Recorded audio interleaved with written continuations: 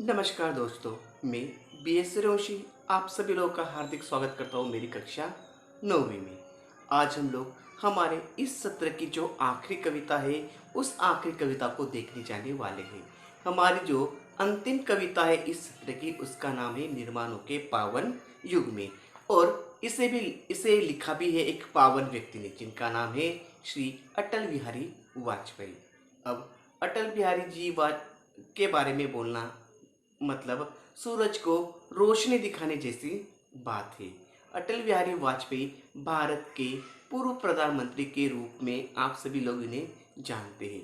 अटल बिहारी वाजपेयी जी का जन्म जो था वो 25 दिसंबर 1924 में मध्य प्रदेश के ग्वालियर में हुआ था। और उनकी मृत्यु जो थी वह मृत्यु 16 अगस्त 2018 में हुई थी। अटल बिहारी वाजपेयी जी एक प्रख्यात राजनेता के साथ साथ एक अच्छे कवि और एक अच्छे लेखक भी थे। उनकी कई सारी कलाकृतियाँ हमें आज भी देखने को मिलती है। उनमें से मेरी 51 कविताएं, उनका कविता संग्रह बहुत ही प्रसिद्ध था। साथ ही साथ कुछ कुछ लेख, कुछ भाषण, बिंदु बिंदु विचार, अमर बलिदान जैसे गद्य भी उनके खासे प्रसिद्ध थे। आज हम उनके द्वारा लिखी गई जो कविता पढ़ने के लिए चाहने वाले हैं। इस कविता में कवि अटल बिहारी वाजपेयी जी हम लोगों को नूतन अनुसंधान, संस्कृति का सम्मान, जगत का कल्याण, उत्थान करने के साथ ही साथ चरित्र निर्माण करने की विशेषता का महत्व प्रदान करते हैं। तो चलिए हम सब मिलकर देखते हैं कि कवि अटल बिहारी वाजपेयी जी हम लोगों को कविता के माध्यम से कौन सा संदेश देना चाहते हैं, कौन सी बात बताना चाहते हैं। निर्माणों के पावन युग में हम चरित्र निर्माण न भूले, स्वार्थ साधना की आंधी में वसुधा का कल्याण न भूले। निर्माणों के पावन युग में हम चरित्र निर्माण न भूले। युग, यह जो युग है यह निर्माण का युग है। यह नई नई चीज, नई नई तकनीक की खोज की जाने वाला युग है। लेकिन ऐसी नई तकनीक और नई चीजों की खोज में हम लोगों को हमें अपने चरित्र को, चरित्र का मतलब हमारे आचरण को नहीं भूलना है। हमें अपने चरित्र का निर्माण करना है। हमारे आचरण को, हमारे व्यवहार को सभी के लायक, सभी के लिए अच्छा बनाना है। ऐसा नहीं कि हम इन्वेंशंस में या अनुसंधान में या निर्माणों में ऐसे खो जाए, ऐसे गुम हो जाए कि हम अपने आचरण को, अपने चरित्र को भूल ही जाए। स्वार्थ साधना की आंधी में वसुधा का कल्याण ना भूले। तो आगे कवि कहते हैं कि स्वार्थ, स्वार्थ का मतलब और जो साधना है काम करना। तो आप स्वार्थ की साधना या काम करने की आंधी में इतने मत खो जाइए कि आपके द्वारा जो वसुधा है, वसुधा यानी पृथ्वी को कोई नुकसान हो सके। हम सभी ने देखा है कि इंसान किस तरीके से अपनी प्रगति में अंधा होकर अपनी वसुधा को या अपनी पृथ्वी को कई सारी मुसीबतों में डाल चुका है। प्रदूषण, ऐन वक्त पर जो नैसर्गिक आपत्तियां होती है, ये सारी बातें हमारी जो पर्यावरण का संतुलन बिगड़ जाने की वजह से हुआ है। और पर्यावरण का संतुलन किस वजह से बिगड़ा हुआ है ये हम सभी लोग जानते हैं। यानी इंसान अपनी प्रगति में, अपने उपलक्ष्य की ओर में इतना अंधा हो गया था कि उसने जंगल काट डाले, प्लास्टिक का ज़्यादा इस्तेमाल किया, फैक्ट्री से निकलने वाला धुआं, इन सारी वजह से जो प्रदूषण है वो बढ़ता गया। और प्रदूषण की वजह से हमें कई सारी मुसीबतों का सामना करना पड़ रहा है। माना अगम अगाध सिंधु है, संघर्षों का पार नहीं है, किंतु डूबना मझधारों में साहस को स्वीकार नहीं है। जटिल समस्या सुलझाने को नूतन अनुसंधान न भूले। माना आगम अगाध सिंधु है, संघर्षों का पार नहीं है। अगाम का मतलब होता है अपार, अगाध का मतलब होता है अपार, सिंधु का मतलब समुद्र।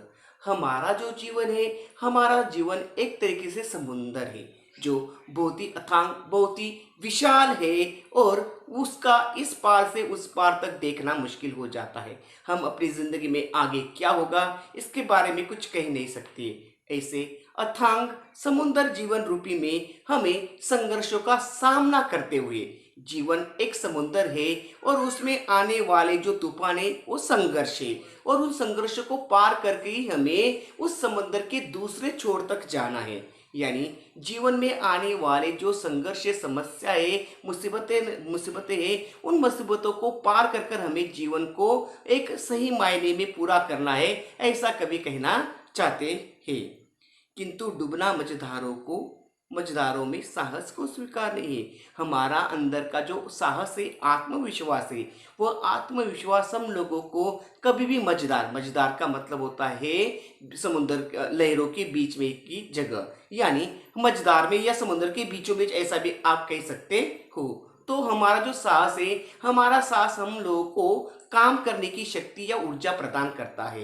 हमारा साहस कभी यह नहीं होने देता कि हम लोग बीच में ही समस्याओं से लड़ते लड़ते आए और बीच में ही हम रुक जाए। ये जो है, यह काम हमारा जो साहस है, वो साहस नहीं होने देता, वो आत्मविश्वास नहीं होने देता है। जटिल समस्या सुलझाने को नूतन अनुसंधान ना भूले। हमें अपने जीवन में अपनी समस्याओं को लेकर इतना व्यस्त नहीं होना है, इतना हम लोगों को समस्याओं को प्राधान्य नहीं देना है, उसमें इतना खो नहीं जाना है कि हम अपने जीवन के लक्ष्य को ना भूल जाए। समस्या आनी जानी है, सुख आना जाना है, लेकिन हम लोगों को यह बात नहीं भूलनी है कि समस्याएं या मुसीबतें हमारे जीवन में आती जाती रहेगी। इसलिए उनका सामना करने की जो क्षमता है, वो क्षमता हमारे अंदर होनी चाहिए। लेकिन उस समस्याओं को सुलझाने के चक्कर में हम लोगों को जो हमारे कर्तव्य है, नूतन अनुसंधान, नूतन का मतलब नया, अनुसंधान का मतलब खोज, जो नई खोजें है, नया जो इन्वेशंस है, उन चीज़ों को नहीं भूलना है। निर्माणों के पावन युग में हम चरित्र निर्माण ना भूले, स्वार्थ साधना की आंधी में वसुधा का कल्याण ना भूले। शील विनय आदर्श श्रेष्ठता तार बिना झंकार नहीं है। शिक्षा का क्या स्वर साध सकेगी यदि नैतिक आधार नहीं है। कीर्ति कौमुदी की गरिमा में संस्कृति का सम्मान न भूले। शील विनय आदर्श श्रेष्ठता तार बिना झंकार नहीं है। तो आप सभी लोगों ने सितार, वायलिन या गिटार देखी होगी। उनमें मेन जो चीज़ होती है वो होती है उसके तार। जब हम उन तारों को छेड़ते हैं तो उनसे निकलने वाला मधुर संगीत हमारा मन मोह लेता है। उसी तरीके से जिस इंसान के जीवन में शील, चरित्र, विनय, नम्रता, आदर्श, अनुकरणीयता, श्रेष्ठता यानी सहायता, ऐसे गुण हो, उसी इंसान का जो जीवन है वह जीवन उन तारों की तरह छनकेगा, उससे मधुर स्वर निकलेगा और वह व्यक्ति दुनिया भर के लोगों में अपने लिए एक नया स्थान बनाएगा। जिस व्यक्ति के जीवन में अच्छा चरित्र है, उसमें नम्रता है, उसमें दूसरों को अनुकरण करने की क्षमता है, उसे दूसरों की सहायता करने का भाव है, ऐसे गुण जिस इंसान के अंदर होते हैं, वही इंसान अपनी अपनी एक जगह दूसरों के दिलों में बना सकता है। शिक्षा क्या शिक्षा क्या स्वर साध सकेगी यदि नैतिक आधार नहीं है। शिक्षा प्राप्त करने से क्या होगा? कहते हैं कि शिक्षा की वजह से इंसान के मन में, इंसान के अंदर एक नई जागृति होती है। लेकिन जिस इंसान के अंदर नैतिकता का ही अभाव होगा, उसके अंदर नैतिकता ही नहीं रहेगी, तो वहां पर शिक्षा भी क्या कर सकती है? जब तक इंसान अपने नैतिकता को नहीं समझेगा, अपने कर्तव्य को नहीं समझेगा, वहां पर शिक्षा भी कुछ नहीं कर सकती है। कीर्ति कौमुदी की गरिमा में संस्कृति का सम्मान ना भूले। कीर्ति का मतलब होता है यश या प्रोग्रेस, कौमुदी का मतलब होता है चांदनी। जब आप लोग किसी प्रगति में आप चल रहे हो, आपकी प्रगति हो रही है, आप उन्नति कर रहे हो, प्रोग्रेस कर रहे हो, लेकिन उस प्रोग्रेस में या उस उन्नति में आप लोगों को हमारी जो संस्कृति है, उस संस्कृति का सम्मान करना भूलना नहीं है, उसका मान रखना, उसको बढ़ावा देना, ये सारी बातें हमें याद रखनी चाहिए। कहते हैं कि जो हमारी संस्कृति है वो एक तरीके से एक संपत्ति होती है हमारे लिए, जो हम एक दूसरे को प्रदान करते हैं। एक पीढ़ी दूसरी पीढ़ी को प्रदान करती है और एक दूसरों से होती हुई वो आगे बढ़ती है, उसका इस्तेमाल किया जाता है। हम भले अपने परिवार को, अपने आने वाली पीढ़ी को कुछ ना दे सके, लेकिन अच्छे संस्कार, अच्छी बातें, अच्छी संस्कृति उन्हें प्रदान कर कर उन्हें एक अच्छे आदर्श नागरिक के रूप में एक अच्छा नागरिक बना सकते हैं।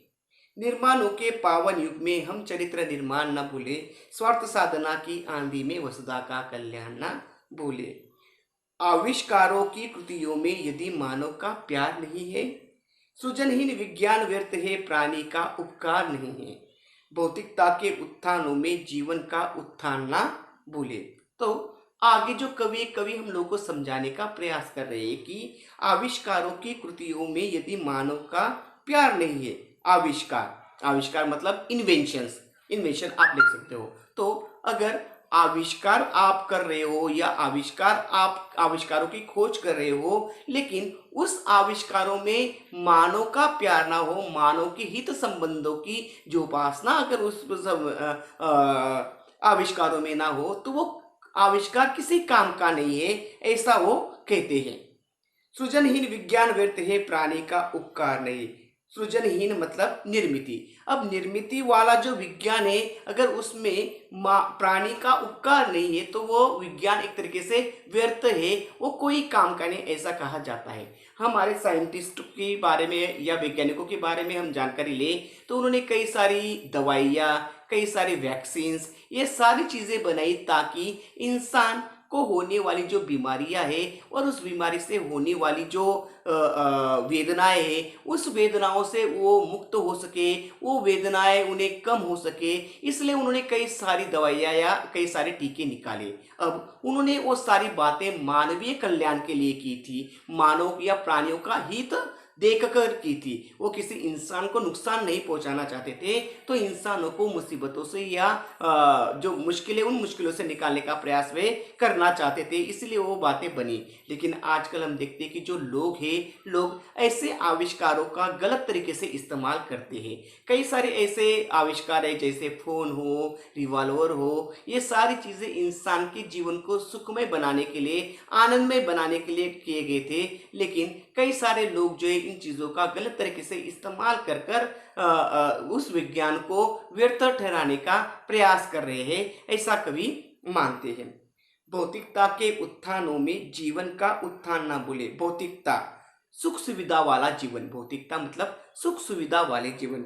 सुख सुविधा वाले जीवन में आप इतना मत खो जाइए, उसमें इतना मत विलीन हो जाइए कि आपके जीवन का जो मूल उद्देश्य है, उस मूल उद्देश्य को ही आप भूल जाइए। अब ऐसा कहा जाता है कि भगवान ने हर जीव को किसी एक कार्य की पूर्ति करने के लिए धरती पर भेजा है, और वह जीव जो है उस कार्य की पूर्ति कर कर ही जाता है। लेकिन कवि का कहना है कि हम इंसान अपनी सुख सुविधा भरी जिंदगी में इतने खो जाते हैं, इतने मतलब हमें ध्यान नहीं रहता है कि हमारे जीवन का मूल उद्देश्य क्या है, भगवान ने हमें इस जीवन में किस लिए भेजा है, उनका उद्देश्य क्या था। हमें उस उद्देश्य को भी ध्यान में रखना है, और उस उद्देश्य की प्राप्ति के लिए या उद्देश्य को पूरा करने का प्रयास हम लोगों को करना चाहिए। निर्माणों के पावन युग में हम चरित्र निर्माण न भूले, स्वार्थ साधना की आंधी में वसुधा का कल्याण न भूले। तो इस तरीके से अटल बिहारी वाजपेयी जी हम लोगों को समझाने का प्रयास कर रहे हैं, हम लोगों को यह सीख देने का प्रयास कर रहे हैं कि हम जो इस युग में चल रहे हैं, जो युग है, यह युग पावन निर्माणों का युग है। ऐसे पावन निर्माणों के युग में हम लोगों को हमारे आचरण व्यवहार को सभी के लिए प्रेम पूर्वक और आदर्श पूर्वक बनाना है। हम अपनी प्रगति में, अपने सक्सेस में या हमारे अनुसंधानों में इतना खो नहीं जाना है कि हम अपनी वसुधा के कल्याण को भूल जाए। तो हम लोग भी अब से ध्यान रखेंगे कि हमें अपनी प्रगति के साथ साथ समाज और वसुंधरा यानी धरती का भी ध्यान रखना है। पेड़ पौधे हमारे लिए कितने आवश्यक है, उनका होना कितना आवश्यक है, इस बात का ध्यान हम रखेंगे। और समाज में जो लोग हैं, समाज के अन्य लोगों को भी उसके बारे में जानकारी देने का प्रयास करेंगे, या उन्हें भी उसके लिए जागरूक करने का प्रयास करेंगे। तो यहाँ पर हमारी कविता खत्म होती है, और अटल बिहारी वाजपेयी जो भारत के पूर्व प्रधानमंत्री थे, उन्होंने हमें इस कविता के द्वारा जो सीख दी है, उस सीख को समझेंगे और उस सीख का हमारे जीवन में आचरण लाने का पूर्णतः या पूर्णतः प्रयास करेंगे।